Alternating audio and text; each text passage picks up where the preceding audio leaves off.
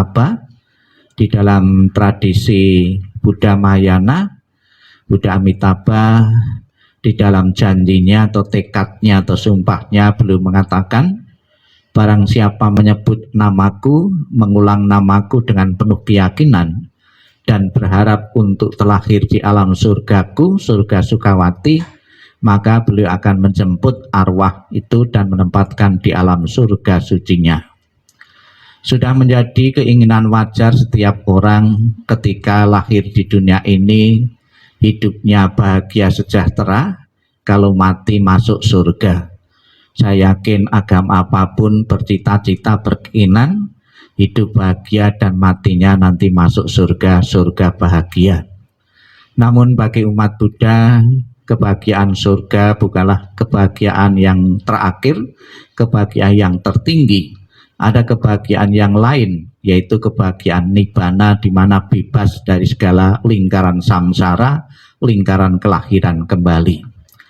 Maka dalam berbagai cara kita bersama-sama melatih diri menjalankan dharma, melatih paramita atau kesempurnaan-kesempurnaan.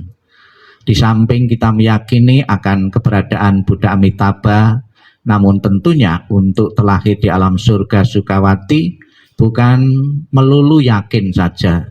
Ada hal-hal yang lain yang perlu kita perhatikan.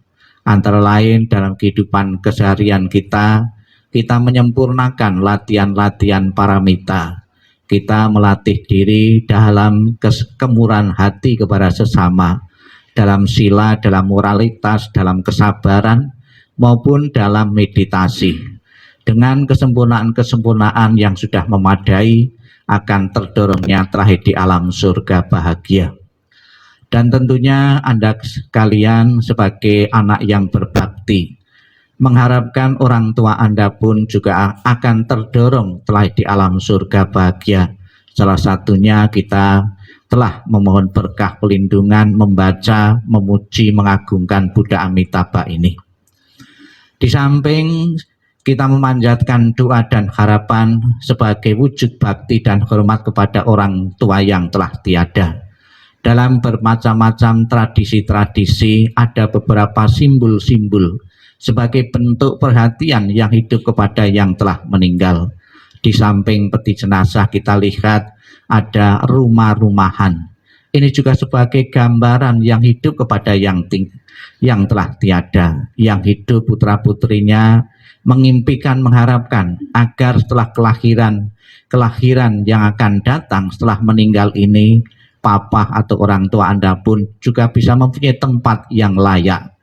Saya yakin kalau setelah kelahiran ini papa Anda, orang tua Anda menempati rumah sebagus seperti ini, pasti sebagai anak-anaknya akan bangga. Itu sebagai alat dan sarana kita masih berpikir untuk kebahagiaan orang tua kita di alam sana. Juga agar di alam sana orang tua kita di saat bepergian tidak mengalami kesulitan-kesulitan, dikirimi sarana transportasi, ada pesawat, ada mobil, ada becak, dan sarana-sarana yang lain. Karena kita masih berpikir juga jangan sampai orang tua di sana mengalami kesulitan-kesulitan di saat bepergian.